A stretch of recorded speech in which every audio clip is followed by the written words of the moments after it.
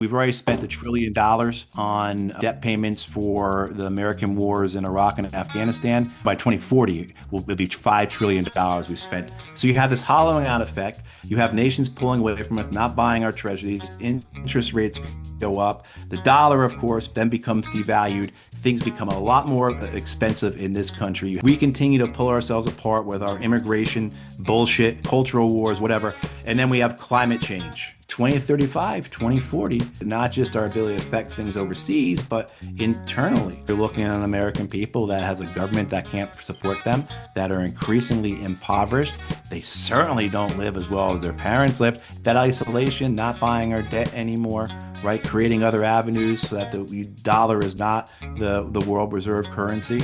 Okay, there you go. That's how you start to see the American empire really start to unravel, and the American people pay the price for it. If it's not too lengthy to talk about it, would you be able to get into how you first decided that you wanted to, for the lack of a better word, serve? I think I always had an interest in it. Even when I was a kid in high school, I applied to go to West Point and Naval Academy, got an ROTC scholarship. And then my senior year in high school, my that was the year of the first U.S. war on Iraq, the Iraq-Kuwait War, the Iraq-American War, the Persian Gulf War, whatever you want to call it, the 1990, 1991. And that really shocked me, witnessing or seeing blood for oil. I didn't go to West Point. I could have. I didn't take the ROTC scholarship. I could have. I went to college and went through college and studied philosophy and political philosophy, classics, comparative religion, and then graduated in 1995, and the world seemed to be a different place. And this idea that we were in a new world order. And I was naive, foolish, ignorant enough to believe that history simply didn't apply, or that what happened in the past wasn't part of the continuous line of history that we all belong to. I think I was in agreement with Francis Fukuyama's The End of History, that we were in a new era. And so I think if you'd asked me at that point, what about the Vietnam War? What about the Mexican-American War? I'd say, oh, those were terrible. They were, I'd call them either stupid mistakes, or I'd say that was imperialism, or, the ugly, terrible parts of Manifest Destiny, or whatever. But I would say that was different. And I think that's something that every generation does. They think that they have their own agency, that we're not part of the historical process, right? Or historical continuity. So I was working in finance, actually, and I was very bored. I wanted to do something bigger with myself. I wanted to be part of something that was serious, right? I wanted to prove myself. I wanted to be part of history, if you will, right? And yeah, so some other things didn't work out, and I ended up in the Marine Corps. One of the things that really comes up all the time with especially the US, any sort of defense forces, now it's the Department of War, any sort of army, is that like it's almost like a coercive institution, in that not only does the coercion and the brainwashing take place after enlistment, but also prior to that, they kind of like target through the recruitment processes. And you pointed out ROTC is an especially important aspect, where kind of like poorer communities, whether it's, and this is kind of like something that's being brought up. There's a big, especially now, there's a lot of black veterans who are being used to kind of drum up the war machine for Iran. A lot of TikToks of like black service members dancing and like saying that they're kind of going on like a vacation of some sort. These poor communities and marginalized, disenfranchised communities, the people coming from those communities, as well as like poor white people, tend to not have an option but to enlist, because this becomes the pathway through which they actually have social mobility. So both from that standpoint, as well as from the standpoint of how, before we get into how the enlisting dehumanizes the soldier, the service member, can you talk to how prior to enlistment they especially target the more disenfranchised people who, for the lack of, again, better way to put it, have no option but to enlist? Yeah, and you won't find this down written anywhere, right? But you will see that if you ever talk to people who did recruiting duty, I can't imagine it's changed much in the last several years. As certainly as I knew of it for, a couple decades where I knew people who were involved with it. The idea being is that you go to black and brown schools and you offer the idea of job training. You offer the idea of college education. You offer the idea of getting skills that you'll be able to find a job with. And then also as well too, the understanding in both say black and Latino communities that the military is a pathway to middle class. And that would be, if, again, you're not going to find it written down, but talk to someone who did recruiting duty and they'll tell you that was the pitch that was used in non-white high schools. Now, my understanding is in the white high schools, the pitch, stuff was all still there, of course, the money for college, but the job training, this will get you out of this town. But there also too, my understanding is that in the white high schools, it would be more of a pitch that also relied upon, look, your fathers fought, your grandfathers fought. There was more patriotism put into it. There's more of, particularly during the global war on terror, are you going to go overseas and fight these guys, or are you going to wait for them to come here? This is your chance to be a man, right? So there's more patriotism, there is more machismo, there is more bravado, more manliness put into it. And that's why you see particularly, say, the Army infantry, the Marine Corps infantry, disproportionately white. Now, one of the important things I think to say about the enlistment process is that many people have this idea that the majority of enlistees in the armed forces go straight out of high school into the armed forces, and they don't. Hmm. The average age for a recruit into the U.S. military last year was I think 22.5 or 22.7 years of age. So Hmm. these are young men and women who've been out of high school for a few years now, right? And so the idea that this is their first choice, that this is something, and the recruiters are in the high school all the time. Now, like say in where I live, Wake Forest, North Carolina, we have two high schools in our town. One that is significantly wealthier than the other in terms of the demographics, what parts of town they are in. I'll just say that my town as well has a median household income of over $100,000. So it's a pretty well-to-do, bedroom community for Raleigh, North Carolina, and for the Research Triangle. But if you look at who they're recruiting and how they're recruiting, I think it follows that pattern. But again, this idea that the majority of recruits going into the military are not kids, coming out of high school, but are young men and women who've been out of high school for years now and who are looking for something else. Google will tell you, as well as the apologists and proponents of the U.S. military, they will tell you that, well, no, the U.S. military is representative of all economic tranches across the United States. And yeah, and that's true because of the way the United States military collects its demographic data on who enlists. And what the U.S. military does, if you go and enlist in whichever branch, they're going to write down for you your household income as to what your zip code's household income is.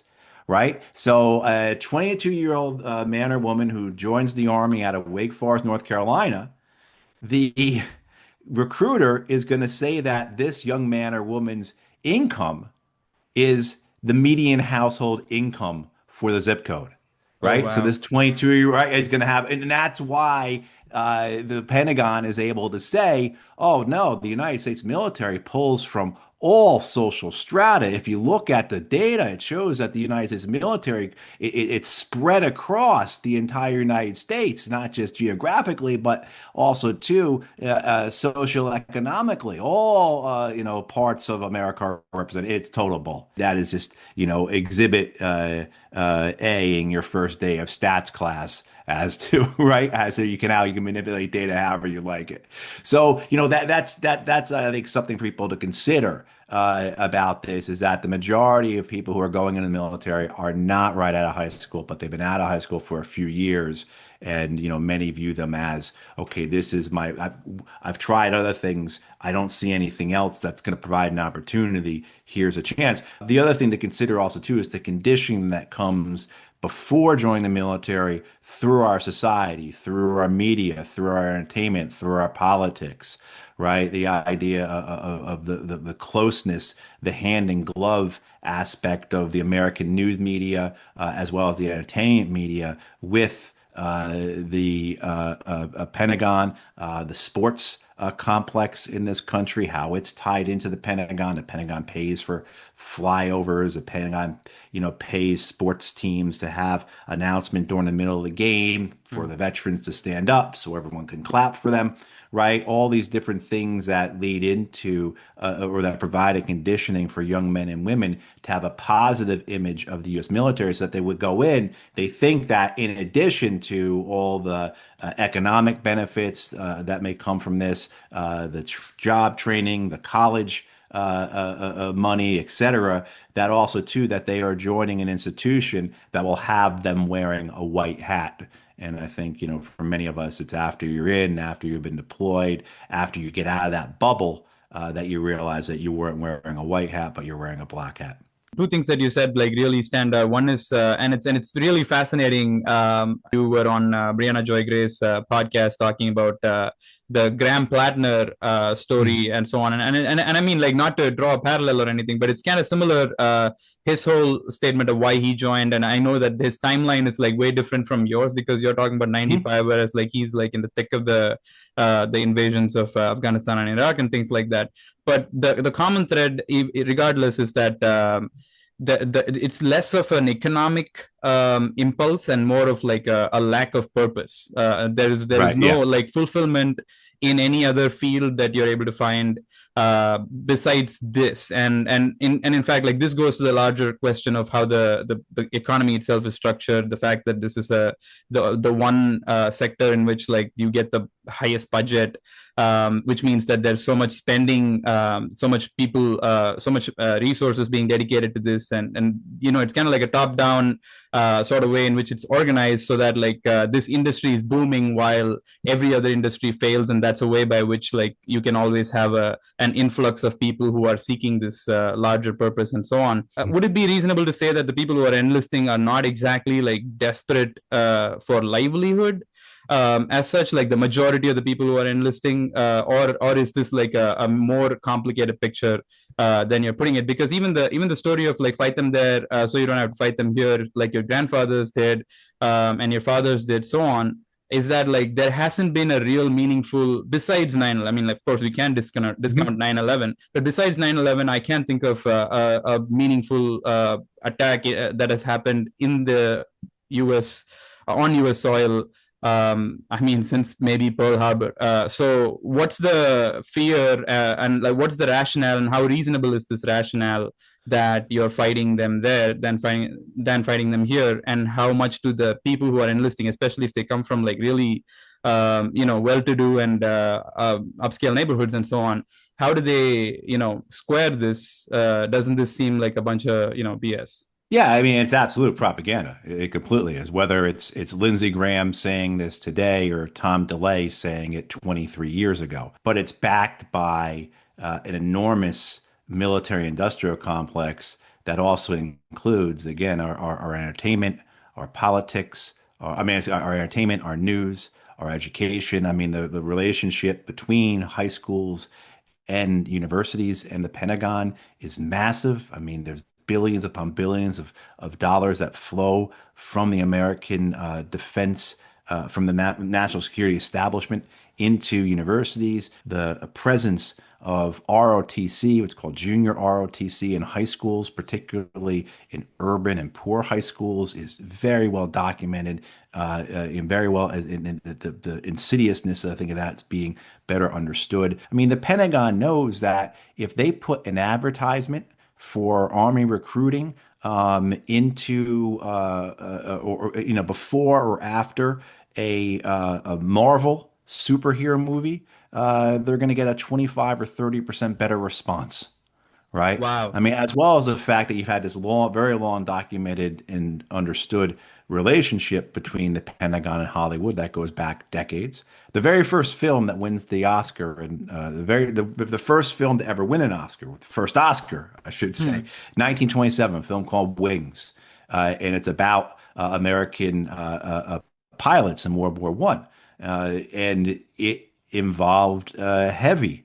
use of the War Department's asset. The War Department provided more than 3,500 soldiers to take part in the film, and that established a precedent going back almost 100 years now, 99 years, where the role of the Pentagon with Hollywood, again, is hand in glove. And the Pentagon has exercised script authority over thousands of movies and TV shows. Essentially, what happens with this is you have the Pentagon that provides large amounts of vehicles, weapons, planes, ships. They'll provide soldiers and sailors as extras, which is an enormous subsidy to the studios. There's one researcher who believes that if people remember the Captain Phillips film, the Tom Hanks film about the cargo ship captain who's taken hostage by pirates and the Navy SEALs rescue him, his analysis is that that film, because the Navy was so heavily involved, may have saved the studio as much as $50 million. Hmm. So the Pentagon provides these huge subsidies as well as providing the equipment and the tanks and the planes and everything else to make the movie look good. But that comes at the price of script authority. So the Pentagon reviews thousands upon thousands of television shows and movies, not just ones that are specifically military related. So this is why very often you don't see things coming out of Hollywood about, say, the veteran suicide crisis, Hmm. because Sony Pictures or Paramount or Netflix or whoever know if they emphasize that or put out a feature about that, well, the Pentagon's going to say, yeah, go ahead and do that. But, if you want F-35s to be in your next Transformer movie, you're not going to get it. Right. So, I mean, so there is a conditioning that's going on here that for young men and women, they're just not receiving information, right? Coming out of the corporate media, out of our institutionalized education systems that provide them other perspectives. And it's being done both in a in-your-face way as well as in a very, almost subconscious way. I mean, I think it's better now with social media, with alternative media, with, this, what we're doing here right now. Hmm. But I mean, certainly you could be someone like myself. Getting into the late 1990s, you're in a new world order that American military missions are going to be structured like Somalia, or they're going to be done to protect the Kosovars or something like that, right? Right. Because your main sources are the New York Times and CNN and NPR, and it's very, see, certainly there's information out there, but if you're not in a Howard Zinn or Noam Chomsky book club, where were you getting it then? And the same thing too. I could tell you someone who did well academically, good public high school, went to a good private college. I never heard Chomsky or Zinn ever mentioned, and that may be what you're talking here about, or we're getting to, is during the Iraq and Afghan wars, very significant recruitment problems. This is why Marines and sailors and soldiers did multiple deployments while there were stop loss orders, stop move orders, things like that. More and more enlistees are family members of those who've already served. So what you see is you already see a country like the U.S. that has had a civil military divide. That I remember in the 90s when that was spoken about, this civil military divide. And now you're at the point where, 3 out of 4 people who are going into the U.S. military come from families with service members, right? Not some distant cousins, but my dad and my uncle kind of thing, and so you have a more insular military that's being created here as well.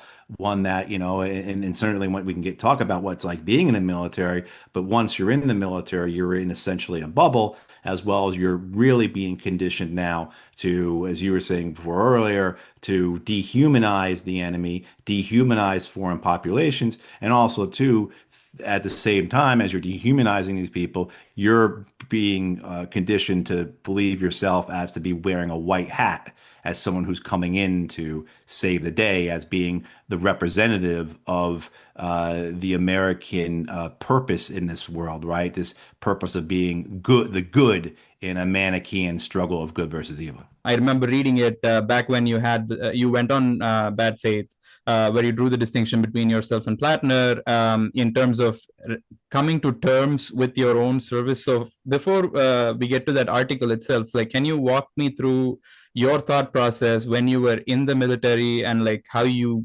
actually got out of that bubble, what that process was like? If you could give me a timeline to that, what some significant events during those could be. So I was in for a few years before 9/11. I went to officer candidate school in January 1998. So I was one of those people that, joined when I was 24. I wasn't right out of college. I wasn't right out of high school. I bounced around for a little bit and found, I think the point you were making earlier, no purpose. I mean, that meant like a philosophical, existential purpose in life. It meant, was I going to really prove myself? I remember thinking, like, I don't want to wake up and be 40 years old and felt like I never really did something with my life, right? Like I never did anything serious or challenged myself, right? So, I think aspects of just the angst that young men and women, I think, especially young men, often go through.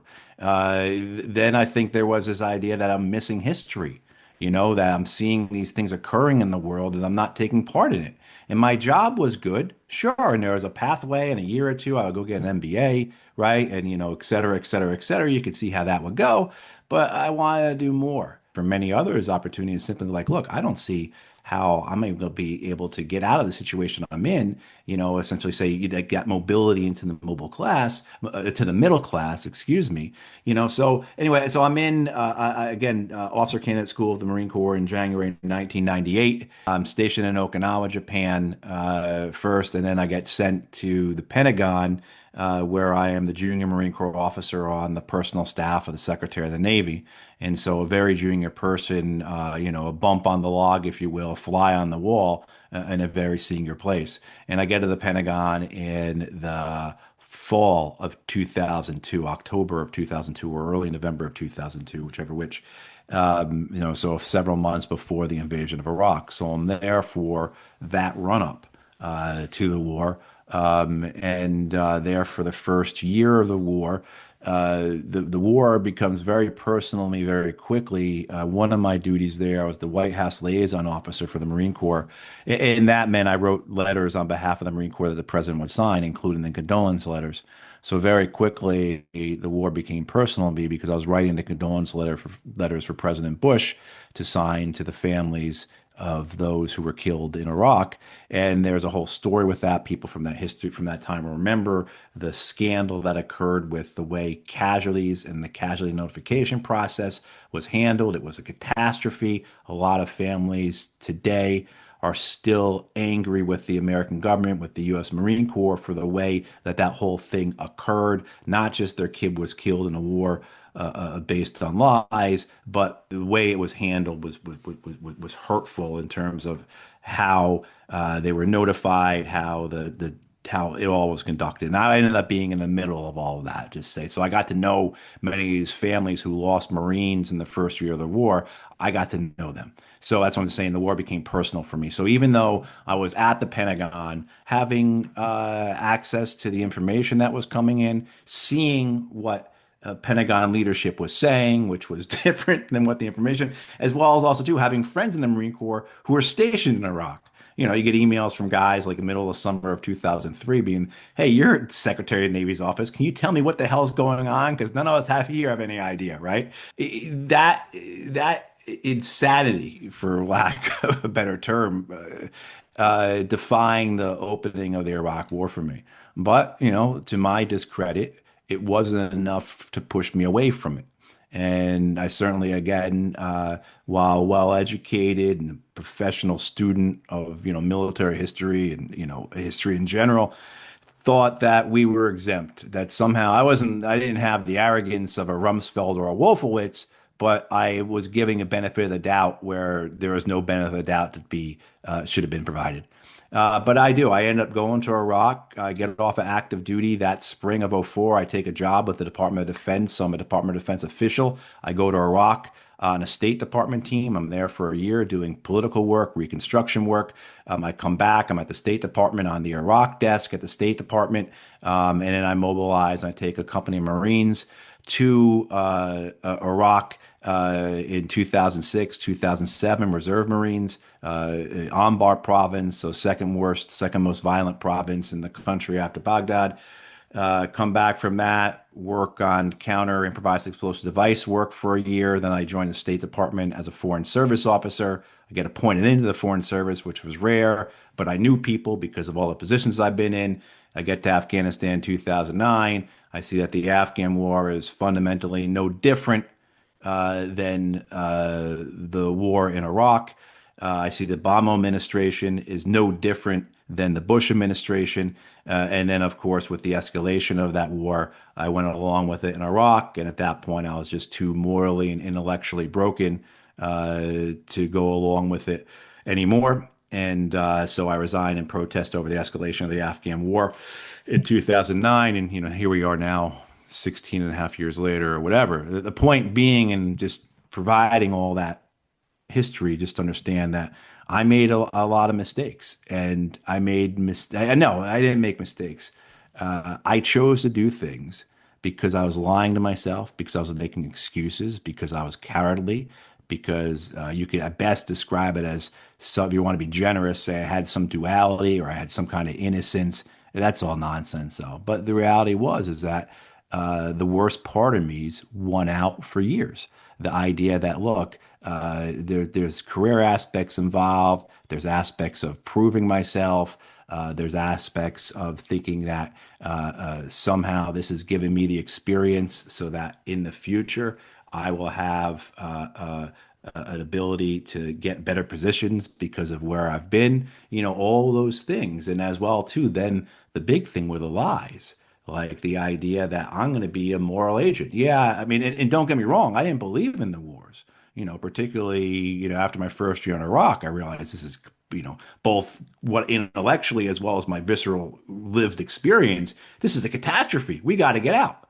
But there is a desire to stick with it, be the good Marine, be the good, as well as what's good for your career, as well as then you start all the excuses. Well, I'm a fairly junior guy, or at best, I'm a middle rank guy. When I'm a senior person, then I won't allow these mistakes to happen. Or you say things like, when you're there, I know this war is wrong. I know it's counterproductive. I know it's unwinnable. But you know what? I'm a good leader and I'm going to bring guys home that other people wouldn't.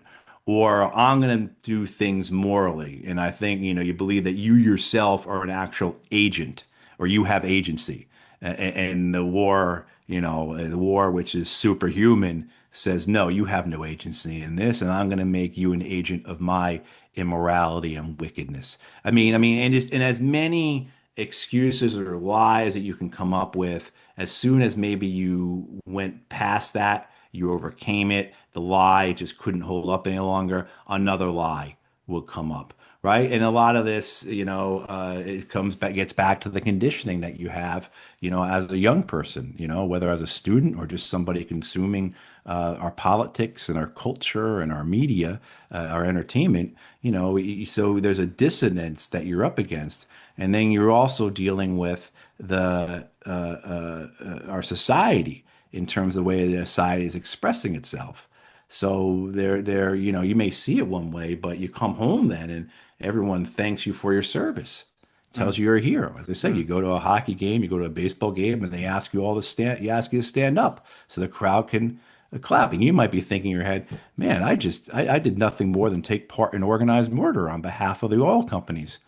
Right. And but here I got 17,000 people at a Hurricanes game, cheering for me. That dissonance as well. When you returned, did you feel the sort of the complicated? I hate to use this word, but like shame of like that experience, or like the dichotomy of Oh that yeah. shame, because it's sort of like you feel. I mean, at a very small level, I could say that like if I did something that I feel like I didn't earn, and somebody is congratulating me for it, you feel that sort of imposter syndrome. Do you think like Yeah. there's a heavy version of that that comes with man, like you said, like I did nothing to deserve this, and yet these people don't know any better, and they continue to believe this because, and that's the large majority of the population. Coming back to I mean the current situation, it does seem like there's less interest in enlisting for this ongoing invasion, um, as compared to earlier, but there still is enough, I feel, support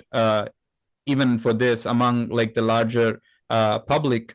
So in a sort of way, it feels like you are privy to information that the average person doesn't know, and still like is willing to cheer you, or cheer you on, or congratulate you or thank you for your service. So how do you reckon with that, and what do you think the the people are missing when they feel the obligation to honor someone who has gone through this experience and is coming back more jaded than feeling proud? I mean, in looking for the term is moral injury, and that's essentially what is occurring here. There's a moral injury where you did something that you are now ashamed of, you're regretful, you have guilt for. It's something either that you did directly or indirectly.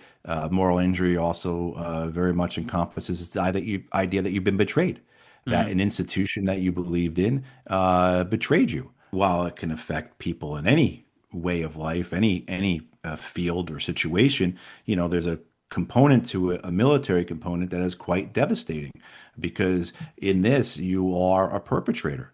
So you went and you took part in an illegal invasion of a country that was based upon lies.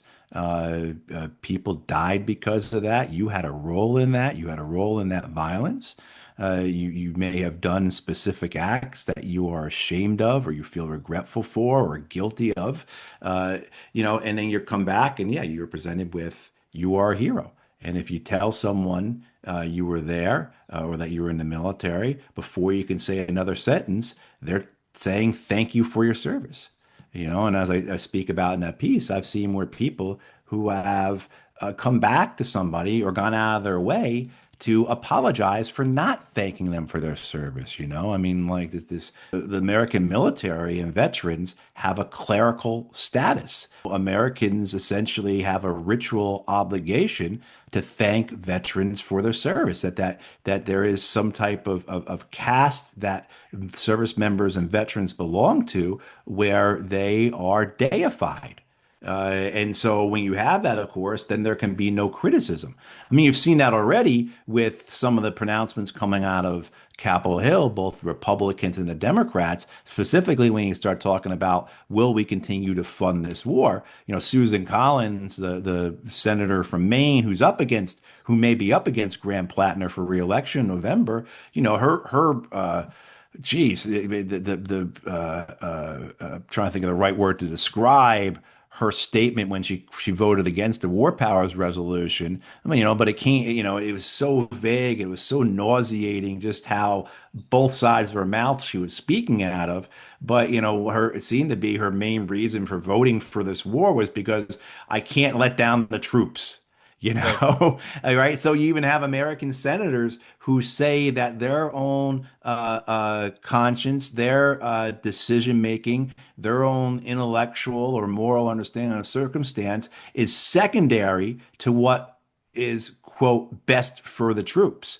You see that as well, say with the Democrats, who, as they're being asked about, are you going to fund, you voted against this war, but are you going to fund it? And they say, oh, Hakeem Jeffries, Chuck Schumer, we'll figure it out down the line. They sidestep that question. I Right. mean, that's what you'll have, as we had throughout the Iraq and Afghan wars, where you had scores and scores and scores of politicians that supposedly were against the war, but every year they would vote for the money that goes towards it. there's a dissonance that occurs on that macro level, that national political level, but then very much on the individual level. When you talk more on the individual side, it's a very isolating experience. Different now, I think, because of social media than it was, say, even 10 years ago, but certainly 15 or 20 years ago. And the amount of information that gets through the bubble that people are in when they're in the service or when they're out as veterans and now they're disconnected, they feel isolated. I mean, you have a survey done by Zogby in February and March of 2006 of Marines and soldiers in Iraq. And it finds that about three-quarters of those Marines and soldiers in Iraq believe that they are in Iraq because of the 9/11 attacks, that they are there to prevent Iraq from launching another attack like 9/11. They believe that Iraq and Al Qaeda were linked together in that attack. Wow. And that is what, 3 years after the invasion, 4.5 years after the 9/11 attack, thinking that you're there protecting the United States from another attack. You come home, and maybe several years later, that myth in your head, that lie in your head is finally dispelled. Well, the existential questions that then come, the regret, the shame, the guilt that arise from that, as far as I understand, going through the literature that's available, this type of moral injury seems to be the leading cause of suicide in combat veterans. That this issue, this shame, regret, this guilt is what drives so many veterans to put a gun into their mouth and blow the back of their head off. And this moral injury, I think for people who may not be so familiar with it, think about how Shakespeare writes of Lady Macbeth, right? And this idea that she's got this invisible or this ghostly blood on her hands that she can't get out, right? Out, damn spot, out. Right. I mean, and so that understanding of how severe this wound is, this psychiatric, this spiritual, this emotional wound is to people, is something that through recorded history we've known. Homer writes about moral injury. So the idea that this is happening to American veterans who took part in wars that were built upon lies, well established that they were lies, not only as well as the fact that the wars were wasteful, they were counterproductive, they were always unwinnable, right? I mean, you put all that together, yeah, and is any surprise? And then you have the dissonance. You come home and yeah, you stand up. Please stand up so we can thank this veteran in Right. 18,000, or you're at a New York Giants game at 75,000 people, right? I mean, like that dissonance that then can. Oh, that could be crushing, or it is crushing. I think it can't be. It might be crushing. It is crushing. Coming back to the dehumanizing aspect, one of the dehumanizations, and it's fitting that like the White House is posting Call of Duty memes, and footage, as well as footage from Top Gun and Tropic Thunder and places and things like that, to propagandize. So sort of like just basically their announcements for this invasion kind of connects to the like the idea of the dehumanization not only of the other but also of oneself, like and again, like the concept of the guilt leading to suicides is kind of poignant, it's kind of pertinent even in the IDF, where there's a ton of people who are taking their own lives and are speaking in their parliament, in their legislature, seeking redressal, yet like it's the same, it's ironic that like the killing continues. And again, like I have to bring up this other video, which is circulating now, of this person talking about Iraq, and how he had like basically raped this child and her whole family or something like that, and so on. And then there's a couple of videos that I've seen of someone lighting a whole house, a hut in Vietnam on fire, and some of these acts of cruelty hardly feel like justifiable in terms of any scope or scale of retribution, retaliation, etc. Some of these go so far into the realm of excessive that it's like the cruelty seems to be the point. rather than Yeah. anything else. So how do you, as someone who's both watching from the sidelines as well as like someone who's been there, how do you square with this, and what do you think is the, I mean, like again, to add another factual point to this, there is the circulation of the conscientious objector. I think it's a an instruction on how you can become a conscientious Mhm. objector that was Yeah. circulating on Twitter, and I think it was made like the post was taken down as a sort of violation or something like that. There's both the institutional element of like, suppressing conscientious objectors, but also at the same time there are these excessive acts that seem as if like the cruelty is the point. How do you address the fact that like there is this seemingly the moral injury of like feeling like your own morality got like you got like you got betrayed, etc., but at the same time there are so many who take this to the next extreme, regardless of whether they got betrayed, regardless of whether they got the wrong information. They seem to sort of relish in the violence of it. And I don't know how this might be fair to ask you as well. Like, I don't know how bipartisan this is, because I don't know if the cruelty seems to be the point for the adversary, whomever the US seems to have encountered, because it seems to have been unidirectional, whether it be right from, I mean, I would argue that like in the case of the bombing of Dresden or something like that, because it was Nazi Germany and because it was a triumphant war, in hindsight, we kind of like justify or like rationalize these sort of decisions. But then like every day was a Dresden in Gaza. Every day, like Mhm. Iran was like Tehran was fully in flames. And these acts like hardly seem as if they're, there's a dichotomy to them. Like it just pretty seems black and white. So both from the people who you might know who are serving currently, as well as like from your own experience watching these things, how do you feel like it's like the illusion of the sort of white hat seems to be eroding, and I feel like there's almost no illusion of that existing at this point, especially because I feel like if there was, if I don't know if you, and I feel like I want to ask you about it. I hope we have time, but we might as well be at the cusp of a world war if we are not already in one.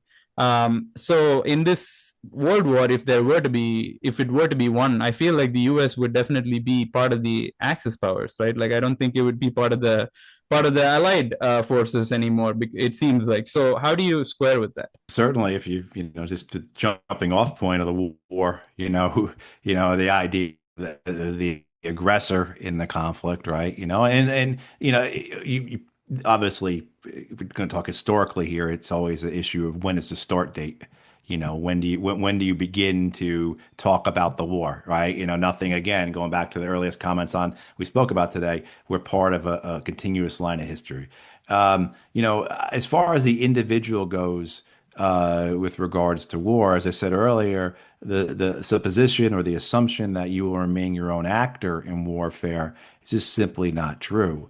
You become an agent of war. It's a superhuman force. It can't be controlled either on the national level, right, or on the individual level. The dehumanization that occurs by the U.S. military, essentially by all militaries, and very often by societies as well, that when the soldiers are in that conflict, their views are going to be shaped, their worldview, their understanding, their purpose, their mission is going to be shaped very much by what they brought with them. I mean, and we can talk at this at great length, but like there was this idea that you are there to protect your people. You're there to fight them, so you don't have over there, so you don't have to fight them here.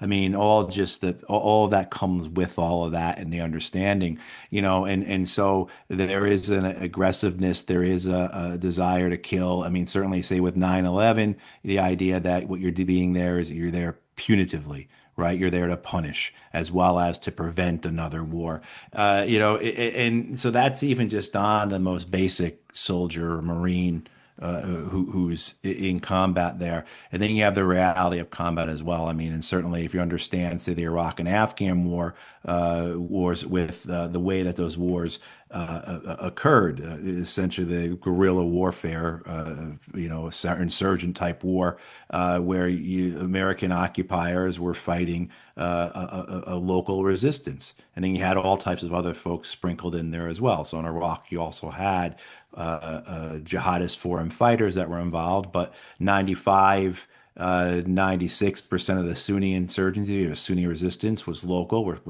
Iraqi Sunnis, and more than 99% of the Shia resistance were Iraqi Shia, I mean, so every day American Marines and soldiers going out and hunting people, and while they themselves were being hunted, and that develops, particularly when you start taking casualties, into a decisiveness, right? A bias for action.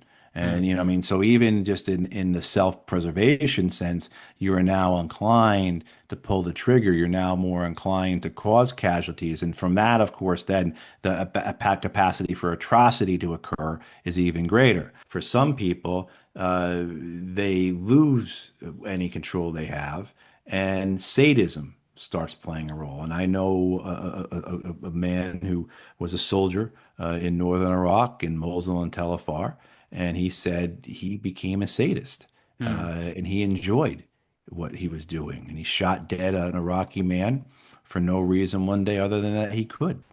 mm, And there was an enjoyment in him. And of course, his coming back, the last 20 years of his life have been incredibly traumatic for him, and he's suicidal and everything else. But, I mean, he was, the war took that possession of him, made him, created a sadist. There are those who show up who are already sadists. There are certainly those who join the military because they want to hold a rifle. They want to go overseas. They want to kill. They want to prove themselves that way. They want to have that power. And we had this as well during the Iraq and Afghan war. Certainly Dick Cheney talking about going to the dark side. That type of influence, right? That type of permission. Pete Hegseth with his diatribes at the podium in the last, 10 days with this war in Iran, essentially saying we have no rules of engagement. We're just here to kill, to paraphrase. That gives not just permission, but it's essentially a directive. It's an order, that right. cascades down. Maybe these soldiers and Marines, they've been there for a while. They're tired. They're exhausted. They have lost friends. All of these things are there, and they have sadists among their midst, either those who came to being sadists because of the war or those who were originally sadists. And this, I think, is the reality for all wars, that this is what will occur, that there will be no controlling it, there will be no managing it, no Mm-hmm. matter how much professional education the United States military puts into its forces, no matter how much they are trained in classrooms on what the Uniform Code of Military Justice is, the requirements under international law, what it means to be a professional warrior. As we were taught, that is very difficult to maintain in warfare. And again, this is a hallmark. This is a reality of war. This is a principle of war.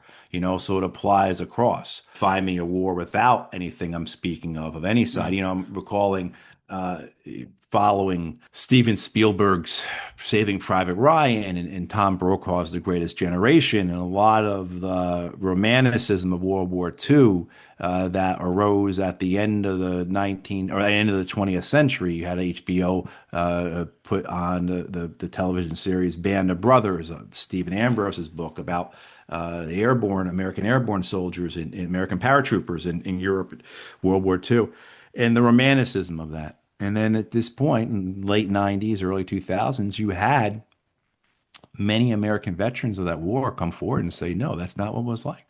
We did terrible, horrible things. I mean, it wasn't, this idea that, say, in World War II, the Japanese didn't take prisoners. I tell you, the American Marines didn't take prisoners either. I Mm, mean, like there was no morality at all in any of this, right? And so you had veterans of the Second World War writing memoirs to talk about this, about how horrible it was, about how they were just as bad as the people that they were fighting. There was no good side in any of this when it came down to the day-to-day aspects of the war, and so that reality of war, I think, is something that is the first to get crushed beneath the propaganda of a nation when it's going to war. And certainly, if you see that in the American political statements, even from those members of Congress who supposedly oppose this war, their statements are all filled with how they support the troops and how Iran has done bad things before, and Iran can't be allowed to have a nuclear weapon because on and on and on. There's always going to be that propaganda that's infected, even in those who supposedly are standing against the war. Given the situation that this actually escalates and like an actor like Russia or China gets involved more directly, then it becomes a question of who are the good guys, or who are the liberators, or who are the resistance, and who's the aggressor. And then it Yeah. becomes a question of I hate to say that, like, definitely the United States and Israel seem to be on the side of the people who seem to want the imperialist expansion, seem to want the seizing of the oil, and seem to Right. want more control over the region and so on, which is quite literally what the Axis powers were doing in World War Right. II, right? I think if you look at like the levels of warfare here on a Mm, tactical level, mm, what I was just saying about how there is no morality in any of that. Like so right, on the level, the day-to-day fighting, the trees within the forest, if you will, I think that certainly is true. But when you start talking about strategic and definitely the political levels of warfare. Oh, absolutely. You can make a determination, a subjective determination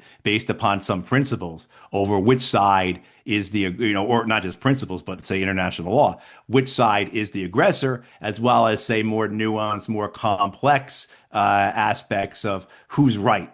Who's the right, good guy in this? Yeah, and certainly, I mean, you look at this, and for it's pretty clear, the trajectory, pretty clear, the military campaigns of the last few years in the Middle East, the reason for the Israeli and American military aggression is hegemony. We right, can argue who has a bigger role in this, right? Who's leading who is and that's a you do a whole eight show series on that, the Israeli American relationship.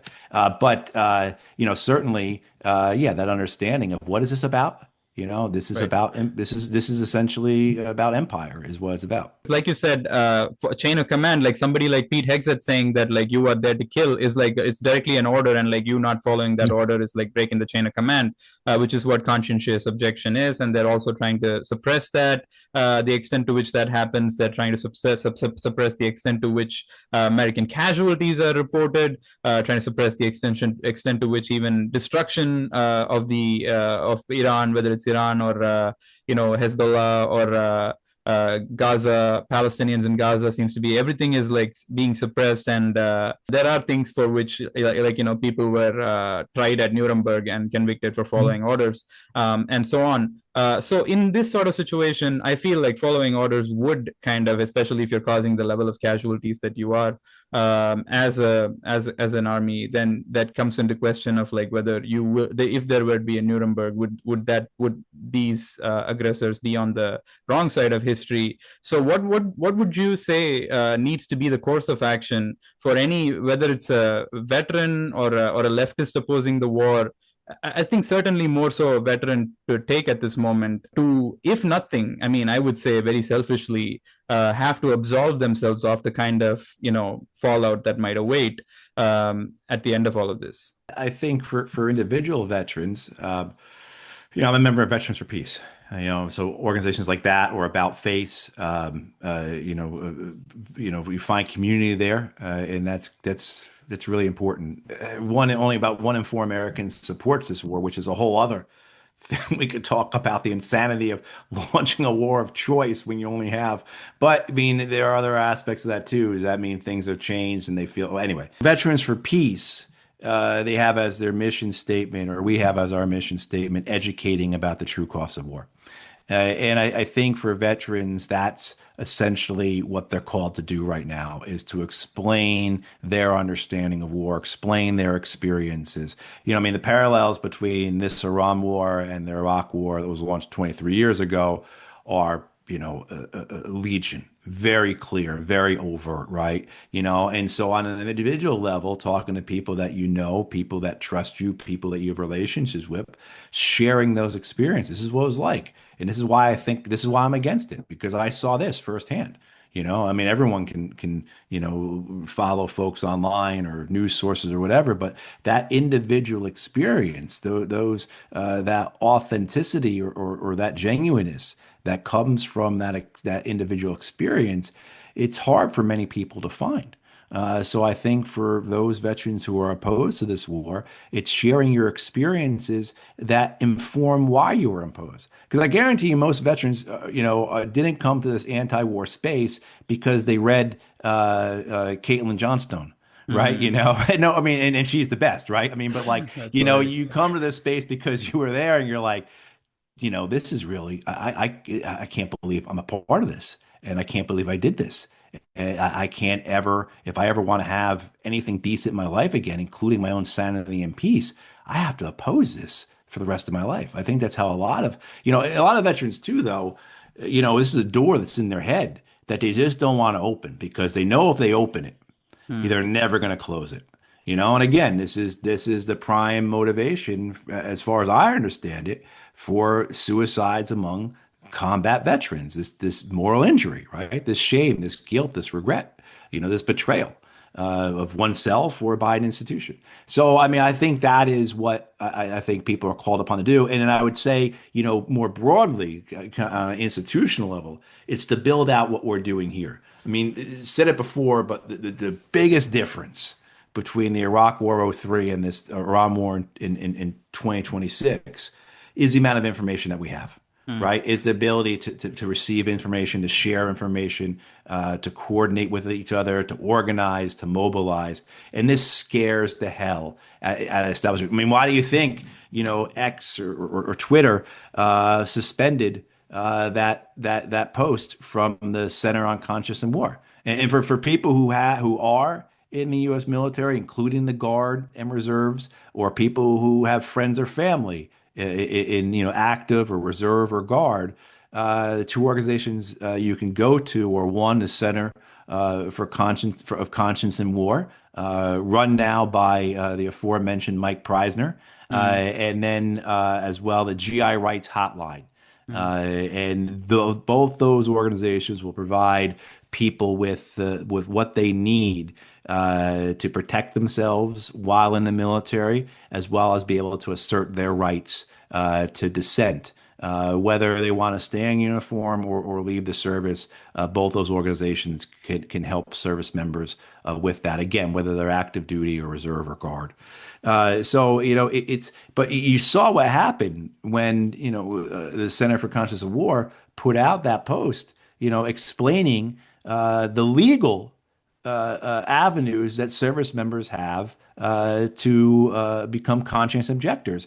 X suspended them. What we're seeing and of course, the whole, you probably did a whole show on TikTok, right? And the Mm. purchase of TikTok by Larry Ellison. And, I mean, but the fear Right. that TikTok has put into the establishment in the last few years. Yeah, I mean, so we have to recognize what we're up against here, where we have to find alternative platforms, develop alternative means of communicating technology that we now have that, even 10 years ago was nowhere near as developed as we had as it currently is. The ruling class, the powers that be, the establishment, whatever you want to call them, they're scared the hell out of this Right. you know? So I think that's what organizationally we have to do is continue to build this information, this ability to share information.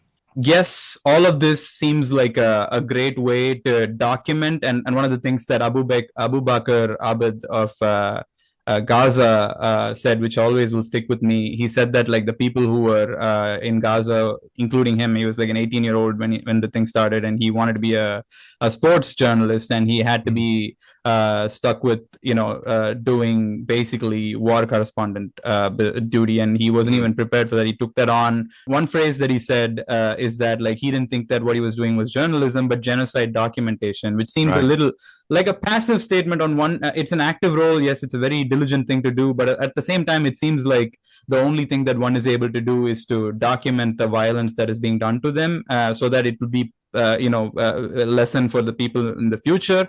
But what do you think can be done in the present to actually stop this institutionally, structurally, using power? I'm asking you this as someone who has actually run for the Senate, and that was the last time that we spoke. Thomas Massey has like had some, stuff like, again, like APAC is throwing all their resources against him now. So this sort of stuff happens where anybody who even like stands up, says a little bit, or tries to object it, use the legal measures to stop the thing from happening, like the War Powers Resolution got like voted against, and so on. I guess like the simple question is, what's a way in which we can actually stop World War III? Like, because this is definitely headed in that direction if it keeps escalating, right? Some of it is this refocus that we've seen in the past several years on international solidarity, something that became less important, I feel, in leftist circles over the last couple decades. I feel Hmm. there's been a re-embracer, if you will, or and that's from an American perspective, certainly. The electoral aspects of this are important. Now what results you get out of it. I mean, '06 is 2006 is the midterm elections. There is essentially a referendum on the Iraq War, and the Republicans lose control of the Congress. George W. Bush fires Don Rumsfeld, but he replaces him with Bob Gates, Hmm. and sends tens of thousands more troops to Iraq. I mean, Barack Obama defeats Hillary Clinton. Then he defeats John McCain in '08. Again, referendums on the Iraq War more than anything else by far. And, he escalates the American war. He takes 30,000 American troops in Afghanistan and makes them 100,000 American troops. I mean, like, as well as then launches wars in Libya and Syria, Yemen, etc. I mean, so Donald Trump, supposedly an anti-war candidate. I mean, so there is an issue that we have to confront here where, yes, wars can have consequences electorally, but what actual results does it deliver? It delivers a change in power, and you're essentially putting one part of the war state back in power than the other side of the war state, right? I mean, it's understanding of the duopoly, right, and understanding of the structure of the United States as an oligarchy, however you want to describe it. But recognizing then too, okay, what are they so afraid of? Again, we spoke about the information, but they're also very afraid of organized resistance, particularly among labor. They're very, and it's okay. What does that really mean? They're afraid about the money consequences of this. I think the Iranians have that understood by, focusing their efforts in this war not militarily but economically, Hmm. and politically. And so how do we apply that here at home? And if we are looking at it, well, politically, it's just going to end up with, yeah, okay, we might vote out all these Republicans, but then we're just going to get Democrats who are going to support the war anyway. But isn't that Yeah, the saying? The saying is that like no matter who you vote for, you always yeah. get John McCain as the president. Isn't I that think the I think I think Tom Woods said that. Yeah, no matter who you vote for, you have to '06. You have I guess DeLay was still the speaker in '06, and you had was still I think so. I can't remember, but Nancy Pelosi takes over, Hmm. and then immediately now impeachment is off the table. We're not going to impeach this guy. This guy just lied us into this war. I mean, so I think that's what we're looking for. If you get Speaker Jeffries, do you think this war goes away? Do you think this relationship with Israel, or even not even Israel, just the imperative and the inertia of the American empire just suddenly dissolves because Hakeem Jeffries is going to be speaker? No, it's going to be the Right. same thing. It's just going to look a little different. So okay, that leaves the economic then. And I mean, and I know everyone says general strike, et cetera. And I know we're a long way from that, but that needs to be the aspirational goal to have that type of strength that the United States left, labor, and those opposed to American empire had 100 years ago or so, right? I mean, so that is long term, that's building.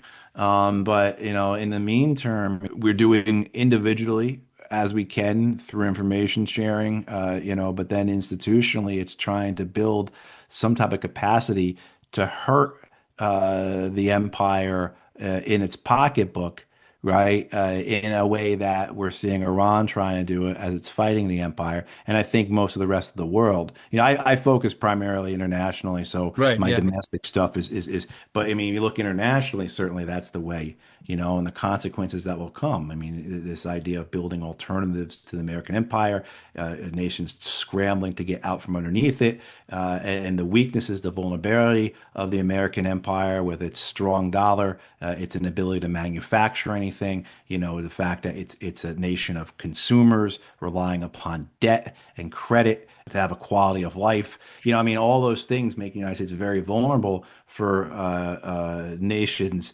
to eventually not just isolate the United States, and with Europe tagging along, but also to very much weaken these nations so that they have internal problems that prevent them from focusing or from wielding any type of power as they have over the last decades, or even when we talk about Europe, centuries as well. You've been really generous with your time, so thank you so much for that. I have like one like tiny Yeah. sort of like afterthought of a question with that, which is, are you saying that like there is more of a prospect of the U.S. being militarily defeated by the adversary than there being something domestic that can actually cause an end to the war? Because the weakening of the bases is like basically military attack, right? Like they're Yeah. hitting the bases. The bases are, the more the bases close, the more the strategic operations that those bases facilitated will also go down, and the strength of the empire weakens, the dollar weakens as a result. All of the economic, the closing of the strait and so on. And again, that's an adversary doing that. It's not exactly like something that is being done for the good of the United States. Certainly, that is possibly from the aspect of the moral injury that you're talking about. It's definitely something that comes across as like maybe for the better of the American people. So and it sounds again flippant, Yeah. like social media makes it sound flippant, but it does seem like the American people seem to more rely on the Iranian resistance than themselves, and I don't know if that's a good place to be. Yeah, it's a terrible place to be. Absolutely terrible place to be. But I have to agree with that. And this defeat in the Middle East will be one of many that are to come as the American empire continues to decline. I will give it to the Trump administration that they understand that we are already in a multipolar world, which differentiates themselves from, say, their predecessors. You can't imagine a Jake Sullivan or a Tony Blinken ever giving a speech where they talk about the world without the United States as the hegemon, right? Without the United States as a superpower, I mean, so at least the Trump administration has the wherewithal to recognize that we already are in a multipolar world. Their goal is not just to compete in a multipolar world, but to dominate it. And that's why we see the reshaping of the American empire, the reconstituting of it, however you want to describe it, that we can understand from the Trump administration when they put out, like, say, their national security strategy, or when they emphasize the Western Hemisphere, right? But, I mean, certainly what will exasperate the American decline is these defeats overseas that will be more political and economic than military. Look, there's no question about the American military's ability to destroy things, right? To kill people, to blow things up, whatever. Its capacity to do so is weakened, of course, because its defense industrial base has been so hollowed out because the American defense budget was $1 trillion this year. The White House is talking about $1.5 trillion next year. Wow. The purpose of it is largely as a profit center for corporations and not for the American defense, not for American national security. The other side of that $1 trillion a year budget is it takes away from investments in the United States. So you have this continuing self-repeating, the cyclical process where this investment in the military, again, that doesn't deliver national security, but profits to corporations primarily, as well as reinforces or upholds a decades-old legacy of American empire characterized through 750 military bases around the world. And that's how we understand that we're the empire, because we have these bases around the world and we're not putting that money into our people. You now have this process where as we waste money on this military industrial complex, we are hollowing out or weakening our society, right? Our infrastructure, our education, our healthcare, our people, because we're not investing in it. So what you have is you have an America that is increasingly putting its focus in terms of its budget, and as Joe Biden would say, show me what your budget is, and I'll tell you what your priorities are. Mm. While weakening out the things that actually make a country strong, its people, its infrastructure, right?